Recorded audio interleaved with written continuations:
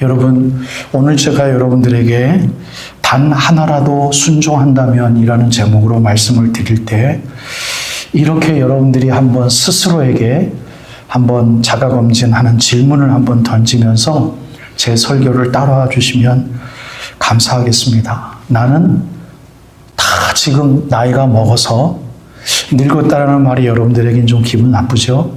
나이가 더 먹어가면서 과연 내가 정말 무엇을 지금 순종하고 사는가? 무엇을 순종하고 사는가? 순종이라는 단어를 생각할 때, 이제 난 그만큼 살았으니까, 난 이제 더 이상 순종하지 않아도 돼. 혹시라도 내가 마음으로 문단을 그렇게 내가 읽어가면서 하나님 앞에 뻔뻔하게 기도한 적은 없지만, 혹시라도 마음에, 내 나이에 무슨 더 순종을 해.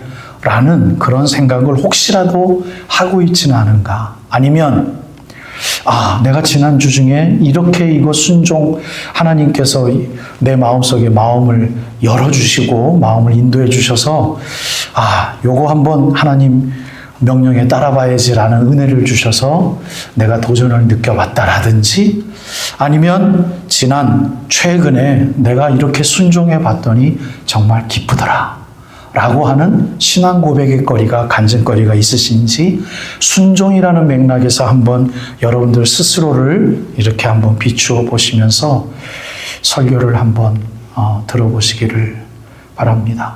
제가 사도행전 13장 1절을 한번 여러분들에게 읽어봐 드릴게요. 들어보십시오. 안디옥 교회의 사도행전 13장 1절입니다.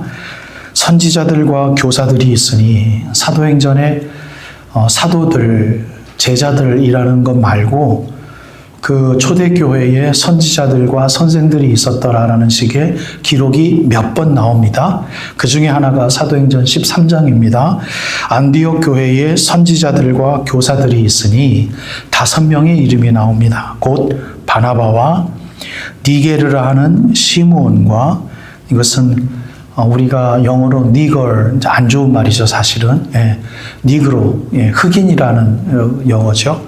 맞아요. 시므온이라는 북아프리카 출신의 리더가 안디옥 교회에 지금 큰 리더십을 갖고 살았던 모양입니다.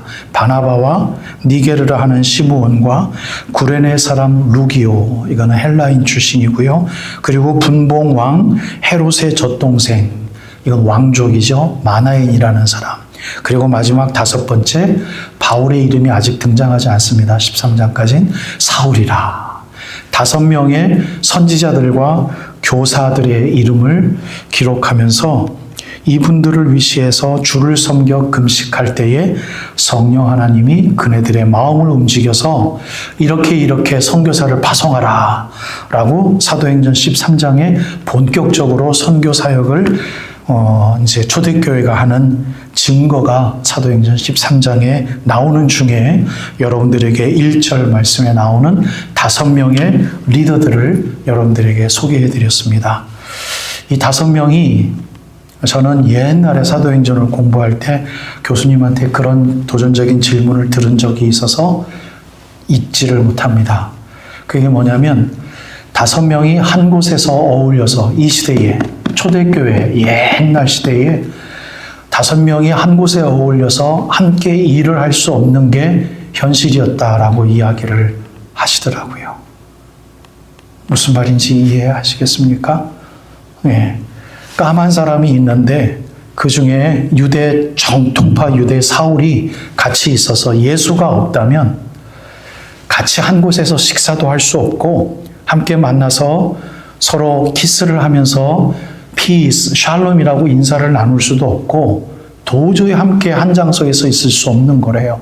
거기에도 왕족이 또 있어서 왕족은 한 곳에 가면 정말 왕족으로서의 대우를 받지만 이러한 그 흑인 사람들 곁에 왕족이 가면 왕족은 칼로 배임을 당해서 죽습니다.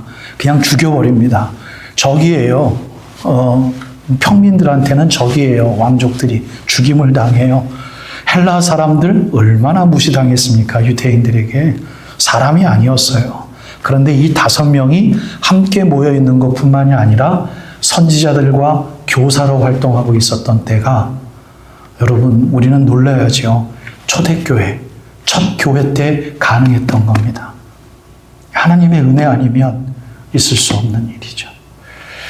저는 우리 아이들에게 레이시스트라고 놀림을 당합니다. 아무리 생각해봐도 레이시스트인 것 같아요.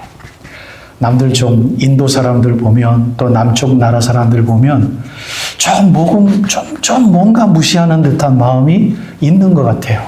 죄송합니다. 제 솔직한 마음이 그러면 안 되는데 그네들 보면 왠지 마음이 아무런 속절없이 아무 대책 없이 편해지는 건 웬일인지 모르겠습니다.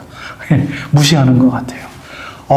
흑인들 여러분들 사회에 들어가 보십시오. 무섭습니다. 뭔 일 당할까봐 큰일 날까봐 무섭습니다. 네, 굉장히 무서워요. 그리고 길가에서 스트리트에서 아무 곳에서나 그냥 신문 같은 거 깔고 자는 사람들 중에 하얀 사람들 있으면 이해가 안 될 정도로 왜 백인이 저기서 왜 저러고 자고 있지? 흑인을 좀 뭐라 그럴까요? 우대하는 듯한 레이시스트이 있기 때문에 그런 것 같아요. 좀 인종차별주의가 저한테는 좀 있는 것 같습니다. 그러니 이게 저는 한편으로 충분히 이해가 갑니다. 네. 어떻게 안디옥 교회에 그 시대의 노예들이 아니고서는 길거리에 돌아다닐 수 없는 사람들이 거의 흑인 정도였는데 아니 초대교회의 흑인이 리더로 뽑혔을 뿐만 아니라 감히 바나바와 같은 대선지자와 지금 함께 리더십을 공유하고 있다는 게 이거 13장 1절부터가 성경 말씀 그 자체죠. 은혜죠. 폭발이죠. 대개혁이죠. 네. 근데 이거 못지않게 개혁적인 모임이 있었던 것이 여러분들이 잘 아는 조금 전에 우리 본문으로 읽었던 사도행전 1장 13절에 나오는 11명의 이름을 누가가 친절하게 열거해 줬어요. 11 제자의 이름, 바로 그들이었습니다. 그들 중에선 나름대로 중산층에 있었던 부자도 있었고요. 대표적으로 베드로입니다. 가난했던 사람도 있고요. 심지어 돌아다니면 한 사람만 있고 나머지 사람들이 다 그 사람을 욕할 만한 사람이면 그 사람에게 침을 뱉을 수 있을 정도의 침뱉음을 받을 만한 세리 마태도 있습니다. 이 11명이 함께 모여서 예수님을 쫓아다닌다면 이건 정말 아주 우스꽝스러운 블랙 코미디의 모습 아니고서는 어떻게 형언할 수 없을 정도로 이해가 안 되는 모습이었습니다. 우리 지금 동양에서 그것도 가장 이쪽 동쪽에서 살고 있는 우리 대한민국 사람들이 예수를 믿고 그들의 조합에 대해서 한 번도 고민해 보지 않아서 그렇죠. 우리가 2000년 이전에 이 사람들의 조합을 실제로 보는 것 같이 보면 정말 과간입니다. 과간. 있을 수 없는 조합이에요. 이들이 예수를 왜 따랐을까? 오늘 설교의 첫 번째 질문입니다.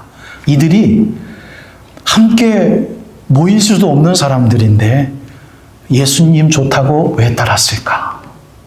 제가 그래서 또 공부를 또 해보지 않았습니까? 다른 랍비들의 구성체는 어땠는지. 맞아요. 바리새인들은 바리새인들 랍비들만 따라다녔고요. 사두개인들은 철저하게 사두개 출신 랍비들만 따라다녔고요. 열심당원들 있지 않습니까? 에센파라고 그럽니다. 막 데모하고 로마 병정들 칼 막 총이 있으면 안 되죠.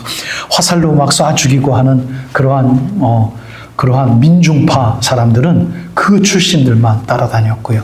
그 민중파 출신의 랍비 리더들 중에 한 사람이 누군지 아십니까? 우리가 잘 아는 세례 요한이에요. 네.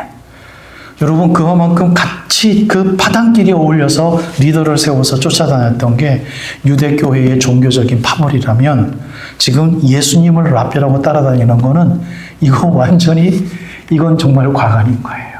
네, 딱 봤을 때 사람들이 이상하게 생각하고 아주 무시할 만큼 말도 안 되는 집단인데 단 하나 예수님의 이적적인 기적을 일으키는 큰 그 권위.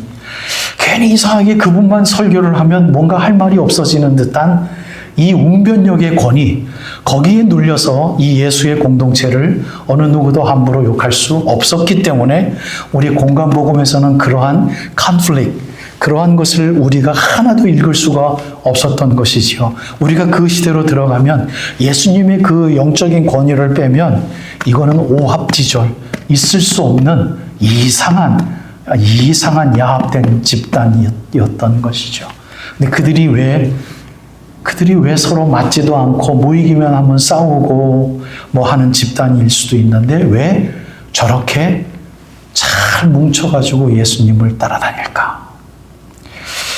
여러분들에게 광고를 2번씩이나 해댔던 아마존 프라임 비디오에 나오는 The Chosen이라는 영화에 보면 그런 장면이 하나 나오더라고요. 예수님이 마지막에 나 이제 앞으로 죽을 거야 라는 이야기를 몇 번이고 자꾸 하시니까 그 중에 한 명이 예수님 없을 때 야, 우리 여기서 나가자. 친한 친구 몇 명 불러가지고 이거 우리 끝났다. 우리 다른 랍비 따라가자. 뭐 죽는데잖아. 이거 우리가 못해, 뭐 그동안 희생을 했어. 그런 대사가 나오더라고요. 성경책에는 안 나오죠. 근데 그건 개연성이 있는, 가능한 한 12제자들의 소수의 움직임이었으리라 생각이 되어져요. 예수님이 이제 죽는데요. 3년 동안 예수님의 이적을 일으킨 그 기적을 보고 따라왔는데 이제 그분이 죽는데요. 따라갈 이유가 없었던 것이죠. 여러분, 제자들이 예수님의 기적을 일으키는 상황을 제가 한번 묵상하면서 4개의 사건을 한번 설교 준비하면서 품어봤어요. 첫째는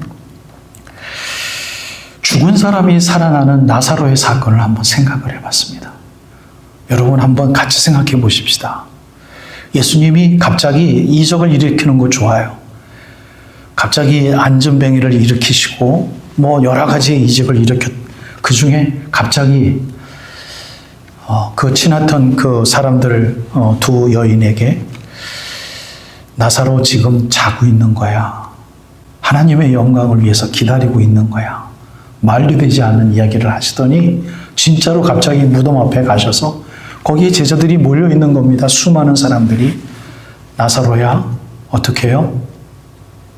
이제 걸어서 나와라. 2마디 하셨어요. 나사로야, 걸어서 나와라. 여러분, 그 현장에 있었던 다른 사람들은 차치하고라도 12제자들의 마음이 어땠을까요? 이분이 미쳤나? 야, 이거 여러분 뭔가 결과가 뻔하게 안 좋을 것 같은 분위기에서는 도망치고 싶지 않습니까? 내가 그분과 한 패고 그분과 한 일당인데 뭔가 그분이 실패로 끝날 것 같고 뭔가 실수하는 그 분위기라면 차라리 내가 그 자리에서 나와가지고 그 창피한 자리에서 내가 없어지는 게 더 낫지 않을까요? 그런 마음이 들더라고요. 제가 12제자라의 마음에 한번 일제 생각을 해보니 3번 외쳤는데 아무도 안 나오고 썰렁했으면 차라리 그 자리에서 도망가는 게 낫잖아요. 그 자리에 있으면 얼마나 창피해요, 제자들이. 야, 너 저런 사람 왜 따라다니냐? 저게 너희들 선생이냐라고 얼마나 욕할 거예요. 그죠? 그런데 한마디에 나사로야, 걸어나 나와라. 여러분, 송장 냄새가 날 만큼의 걱정을 했던 시기였으면 여러분 그 송장이 걸어 나올 때 얼마나 무서웠을까요? 그리고 가서 예수님이 그 송장을 둘둘 말았던 그 붕대 같은 걸 풀어줬으면 얼마나 더 편했을까요? 구경하던 사람이. 그런데 가서 풀어줘라. 자유케 해줘라. 여러분, 마르다와 마리아가 가가지고 얼마나 무서웠을까요? 걸어 나오는 죽었던 이 자기의 이 핏줄이 이 움직이는 모습을 보고 그거를 다 풀어졌을 때의 그 정리되지 않은 그 공포, 여러분 얼마나 무서웠을까요? 그 자리에 있었던 12제자들 놀라지 않았을까요? 저는 거기가 12제자들이 겪었던 자기의 선생님 예수님이 하셨던 일들 중에 가장 기가 막힌 일이지 않았나 한번 생각해 봐요. 그 모습을 봤어요. 그런데도 불구하고 나중에 그들은 예수 그리스도가 죽으실 때 그 자리에 한 명도 없었습니다. 오늘 설교의 주제가 바로 거기 있습니다. 왜일까요? 왜? 만약에 여러분들과 제가 12제자였다면 그러한 놀라운 신적인 이적을 베푸셨던 예수님이 나 이제 죽을 거야 라고 이야기하실 때 무슨 생각을 할 수 있을까? 만약에 정말 예수를 메시아로 믿었다면 여러분 도망치지 않을 수 있지 않을까요? 여러분들은 어떻습니까? 저는 그 그걸 찾아 헤맸습니다. 일주일 동안. 여러분들에게 전달해 드리려고. 뿐만이 아닙니다. 배를 타고 갈릴리 바다 한가운데 있었습니다. 갑자기 폭풍이 불었어요. 배가 흔들리고 뒤집힐 것 같아요. 여러분 그런 경우 있습니까? 저는 그런 경우는 없었어요. 저는 물을 싫어해서 물장난도 싫어하고 배도 싫어합니다. 그렇게 흔들리는 배를 타본 적이 없어요. 여러분들 어때요? 여러분들 어떻습니까? 그런데 한번 이걸 거꾸로 생각을 해봤어요. 비행기를 타보는 걸로 한번 갈아타봤어요. 그러더니 이해가 되더라고요. 제가 여러분들 달라스 갔다 올 때 이야기를 해드렸잖아요. 날씨 때문에 조금 딜레이가 된 다음에 여기 올 때 얼마나 흔들렸는지 하나님 아버지 내가 이대로 죽으면 우리 아이들을 잘 보살펴 주십시오 라는 기도가 나올 정도로 그 비행기가 얼마나 떨었는지 몰라요. 여러분 제가 지금 웃으면서 얘기하지만 그때는 심각했다고 정말 죽는 줄 알았습니다. 왜? 바로 그때에 바로 예수님이 나타나셔서 바람아 잠잠하라 라고 명령하고 떨림이 없이 비행기가 순항한다면 그리고 바람을 명령해서 바람을 잠잠케 하는 예수님을 내가 바로 옆에서 본다면 그게 배였던 것이죠. 바다야 잔잔하라. 그리고 예수님이 뭐라고 훈육하셨습니까? 믿음이 적은 자들아 왜 의심하였느냐? 왜 염려하였느냐? 여러분 배가 막 흔들려서 빠져 죽을 위기에 있는데 염려하지 않을 사람이 어디냐고요. 그런데 갑자기 나타나셔서 바다야 잔잔하라. 그러한 모습을 본 제자들이 어떻게 예수님의 죽으실 때 도망갈 수 있었을까요?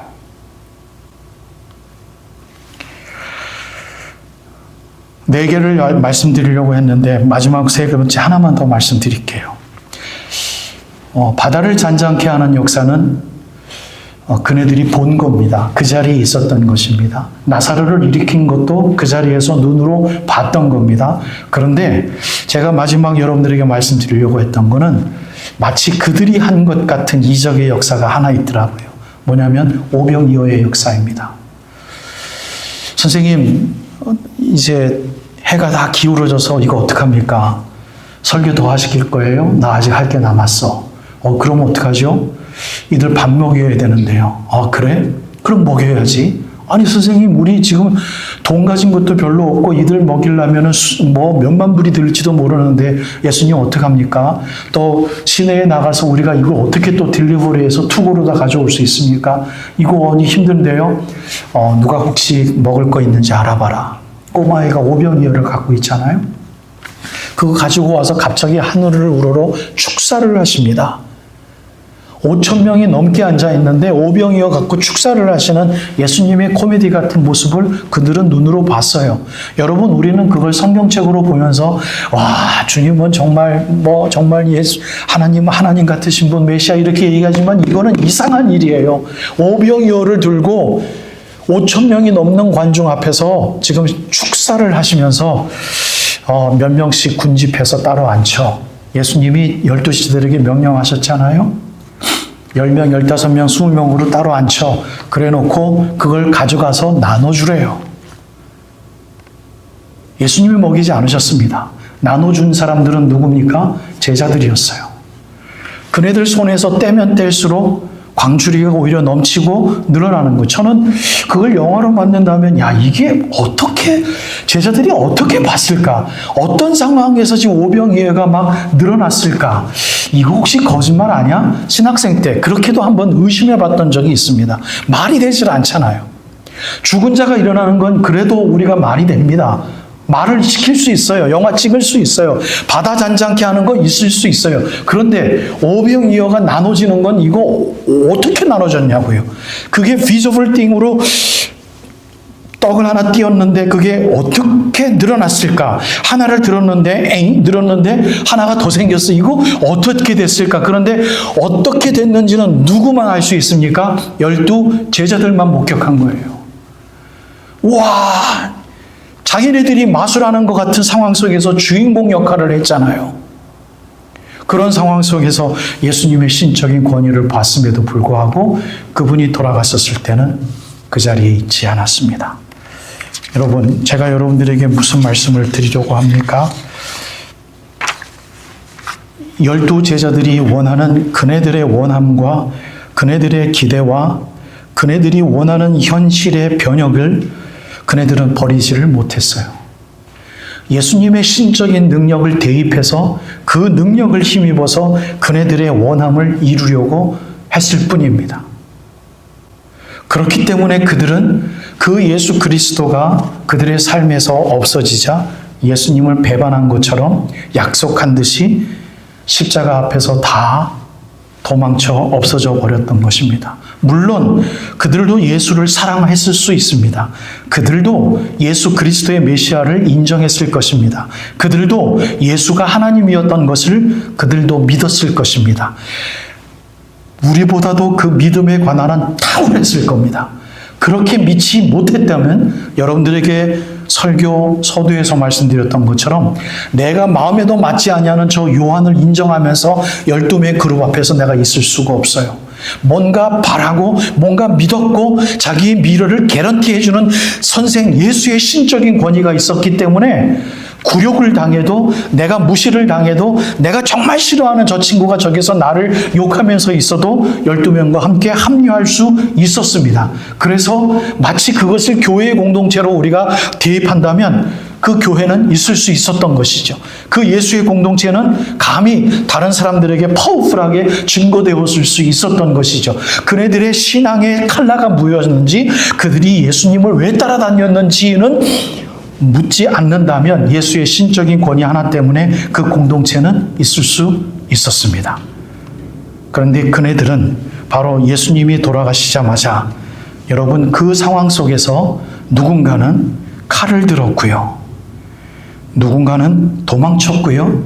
그리고 누군가는 예수님이 그렇게 죽으실 수밖에 없으시도록 그들을 예수 그리스도를 배반했고 또한 누군가는 눈물이 터지도록 예수 그리스도를 부인했고 오로지 모두가 다 예수 그리스도를 버렸습니다.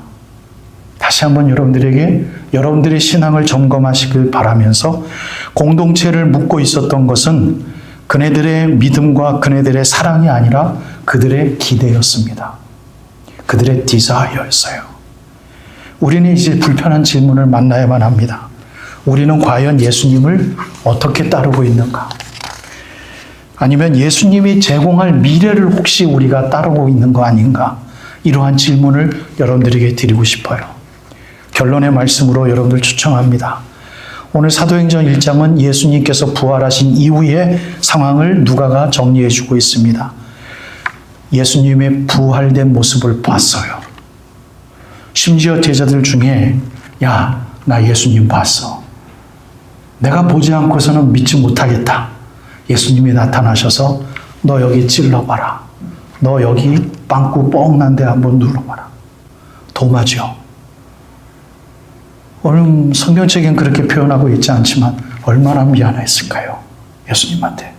쥐구멍이라도 있으면 파고 들어가죠. 얼마나 죄송스러웠을까요? 여러분, 예수님의 부활을 본 그들은 조금 변해 있었어요. 조금 달라져 있었어요. 왜? 정말 죽은 걸 봤었는데 예수님 돌아가시는 걸 내가 분명히 봤는데 그리고 창피하지만 나중에 보니 얼마나 창피했을까요? 12 제자들이 예수님 죽음 이후에 장례를 치르지 않았거든요. 니고데모와 아리마대 요셉 두 분이 챙겼어요. 아무도 챙기지 않았어요. 그네들이 가지고 있었던 귀한 돈을 마음껏 펑펑 써가면서 그 둘이 예수님의 장례를 치렀어요. 나중에 얼마나 죄송했을까요? 이 제자들이. 여러분 그렇지 않아요? 여러분 아무리 우리가 미워해도 무덤은 챙깁니다. 아무리 신경질 나고 아무리 기억하고 싶지 않아도 여러분 무덤을 챙긴 이유는 그래도 애니버서리 때 가서 한번 절을 하고 옵니다. 그게 사람의 인지상정의 상식입니다. 12 제자들이 얼마나 그 이후에 회개하고 얼마나 힘들었을까요? 예수님의 죽음을 생각할 때마다. 니고데모 선생님과 아리마다 요셉 선생님한테 가서 얼마나 무릎 조아리며 감사했습니다. 그때 저희들 정말 창피했어요. 정말 죄송합니다. 사도 선생님 왜 그러십니까? 다 하나님의 경륜이지요. 우리 아무거 없어요. 하나님의 은혜였지요. 아마 초대교회 리더들 사이에서 그런 대화 많았을 거예요. 얼마나 창피했을까요? 아무튼 이 12 제자들은 예수님의 부활을 본 이후에 변했어요. 그래서 단 한 가지 순종할 수 있는 힘이 남아 있었어요. 예수님이 한 가지 명령했어요. 헤어지지 말아라. 너희들을 핍박하는 세대가 오더라도 예루살렘 떠나지 마라. 남들 다 이사 간다 하더라도, 남들 다 좋은 학군으로 더 돈 벌기 더 좋은 곳으로, 날씨 더 좋은 곳으로 이사 간다 할지라도 너희들 예루살렘 떠나지 말아라. 여러분, 오늘 성경 말씀이 증거하죠. 11명의 이름 하나하나, 누가가 자기 이름 배제한 채 왜 11명의 이름을 하나하나 적었을까요? 그리고 그들 한 다음에 그들의 행동 반경을 적는 동사를 단 하나 뭐라고 했습니까? 11명의 이름을 적고 그들이 간단하게 13절 후반절 거기 있어. 거기 있었다. 거기 있었다. 여러분, 순종한 걸 증거하기 위해서예요. 떠나지 않고 거기 있었다. 예수님의 어머니 마리아와 예수님의 식구들과 함께 오로지 모여서 기도에 전혀 힘쓰니라. 여러분, 주님께서 말씀하신 그 한 가지의 명령, 성경책에 나오지 않아서 그들에게 어려움이 없었을까요? 순종하는데 아니에요. 힘들었을 거예요. 여러 역사 서류들은 증거합니다. 이 시대에 예루살렘 많은 사람들이 이사 나갔어요. 바깥으로요. 이방 세계로 다 이사갈 때였어요. 종교도 피폐해지고요. 정치도 피폐해지고요. 총독, 로마 총독이 가장 후진 사람이 들어오고요. 가장 아주 부패한 총독이 들어오고요. 여러분, 그때였어요. 사람들 거기 정말 살만한 사람들 다 떠날 때였어요. 그때 그거를 예수님이 알아서 떠나지 말고 내가 약속한 거 기다려라. 쉽지 않았습니다. 그거 순종하는 거 쉽지 않았어요. 거기 있었습니다. 그랬더니 예수님이 약속하신 선물을 주셨잖아요. 당신의 영, 천지 창조하신 하나님, 예수님의 영, 우리들에게 부어주셨잖아요. 그래서 지금 우리들이 가지고 있어서 그 리더로 우리는 살고 있지 않습니까?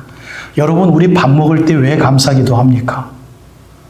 여러분들 누구 얻어먹을 때마다만 감사기도 하나요? 아니에요. 우리 권사님들, 집사님들 다 여러분들이 쌀 사지요, 쌀 씻지요, 또 씻지요, 물 정확히 재지요, 밥하지요, 반찬 다 하느라고 얼마나 시장 가실 때마다 얼마나 더 비슷한 품목이 있으면 이제는 H마트가 더 싼지 중부가 더 싼지 보면서 조금이라도 싼 데 가서 다 사가지고 씻어서 반찬하고 하지 않습니까?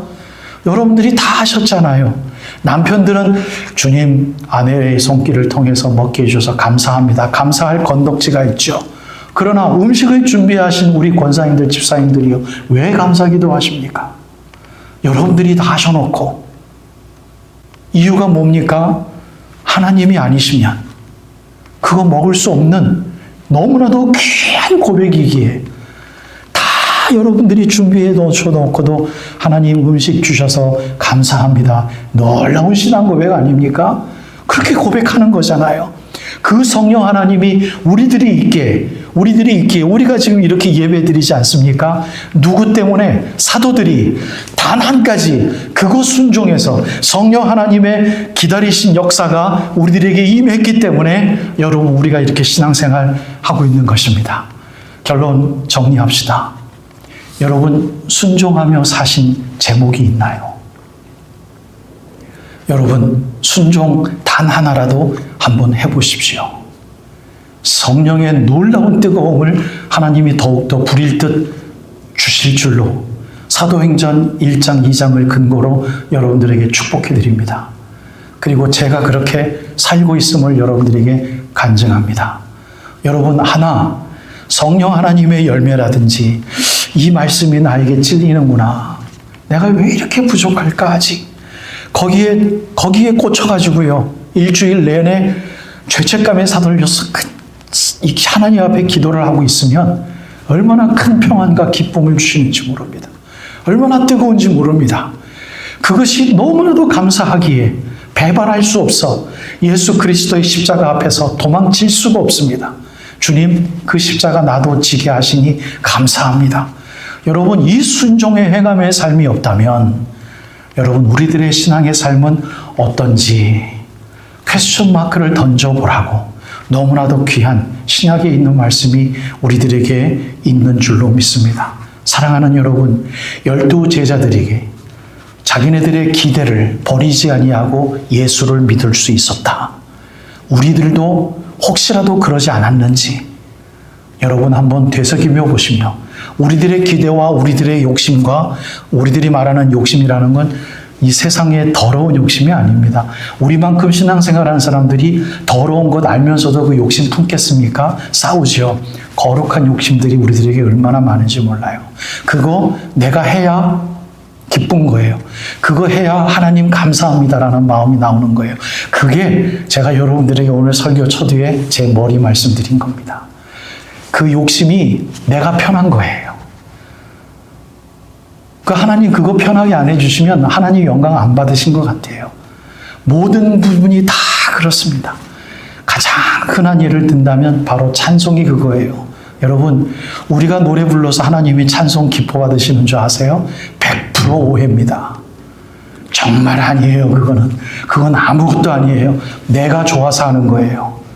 여러분, 그거 오해하지 마시기 바라요. 하나님이 원하시는 찬송은요, 우리들의 입술을 통해서 바쳐지는 음악으로 불러지는 찬송이 아니에요. 하나님이 원하시는 찬송은요, 우리들의 삶이에요. 우리들의 삶이에요. 그 삶이 하나님께서 기뻐 받으신 줄 믿고 내가 그 감사를 표하는 게 내가 찬송하는 음악인 거예요. 그러니 그 하나님 받으시는 찬송이 아니에요. 내가 좋아서 하는 거예요. 그러니까 여러분들, 저는 노래하는 분들이나 음악하는 분들이 오늘 이 모임을 통해서 하나님께 찬송 드리니 얼마나 그거 100% 거짓말이에요. 잘못된 기도예요. 기도 그렇게 하면 안 돼요. 우리들이 찬송하는 이 찬송이 하나님을 기쁘시게 하는 찬송의 메아리가 되어질 수 있도록 하나님 아버지 찬송하는 자의 삶을 주관하여 주시옵소서. 100% 만점 기도이지요. 하나님 아버지, 우리들이 찬송하게 하시니 감사합니다. 아니에요. 찬송하기 위해서 자기 남편 바가지 극극 긁고 온 소프라노 싱어가 있다면 그 찬송 하나님이 받으시겠습니까? 아니에요. 노래를 잘하면 뭐합니까? 아무것도 아닙니다. 그냥 내가 참을 고백하는 것뿐이지요. 그 찬송이 우리들의 예배의 하나라면 예배 전부 다가 마찬가지란 말입니다. 여러분, 우리들의 순종의 제사가 있어야만 하나님이 우리들의 예배를 받으시고 너 잘했다 칭찬하시며 그 확신을 우리들에게 주시는 거예요. 제가 머리 짧은 게 조금 더 마음이 편해지듯이 여러분, 우리들의 순종의 삶이 우리들의 편함을 증거해주고 우리들의 순종의 삶이 우리들의 영적인 편함을 개런티해 줍니다. 그러니 우리들의 편함이 갈 때까지입니다. 그곳 여러분들 생각하실 때마다 제자들이 왜 예수를 따라다녔나 묵상하면 정답이 나오죠. 자기네들의 기대와 자기네들의 원함을 예수 그리스도의 원함과 기대와 맞추진 상태에서 예수님을 따라다니지 않았기 때문입니다. 그러니 21세기의 복잡다단한 이 세상에서 우리들의 기대와 우리들의 원함은 얼마나 풍부하고 얼마나 충만하겠습니까? 여러분, 그것과 하나님이 원하심과 하나님의 부르심의 뜻을 맞추어서 그게 컨플릭이 일어나는 것에 대한 죄책감과 힘듦을 느끼지 못하면 여러분, 예수님이 죽을 때 100% 우리는 도망갑니다. 너 십자가 따라와라. 주님, I don't think so. 100% 우리는 도망갑니다. 거기서 우리는 핍박 견디지 못합니다. 우리들의 힘든 나와의 싸움 우리들 견뎌내지 못합니다.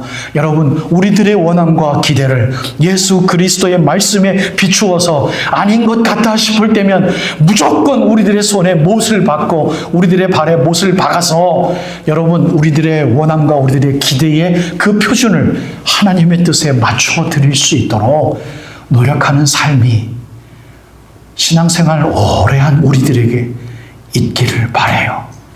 단 한 가지, 여러분 한 달 동안 단 한 가지라도 순종하는 삶을 가져온다면 성령 하나님 우리들을 충만케 채워주셔서 우리들의 원함과 기대의 값어치를 쑥 올려주실 것을 믿습니다. 그래서 또 하나를 순종하게 되면 또 하나 더 기뻐서 그때는 정말 남 앞에서 야, 저 사람은 참 대단하다. 정말 예수 믿는 사람이다. 라는 칭찬을 많은 사람들에게 증거할 수 있는 단 하나라도 순종할 수 있기 위하여 기도하는 놀라운 주님의 제자들의 삶이 여러분들의 삶에 있어지기를 주님의 이름으로 축복드립니다.